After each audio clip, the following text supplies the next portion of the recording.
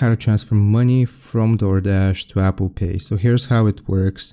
You want to go into your Apple Wallet, click on the wallet itself, and then click on the plus sign in the top right.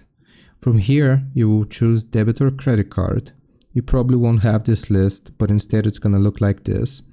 Click on continue, and you need to link your Dasher Direct card here. So if you have a physical copy of your Dasher Direct card, you can just hold it near your iPhone, or you can click on enter card details manually. At the bottom, type out the name, type out your Dasher Direct card number, then click on next in the top right, go through the prompts. Also, you can use your camera to scan your card.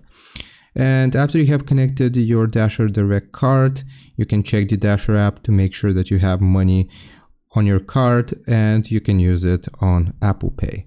Hope this helps. Leave a like and sub. I'll see you next time.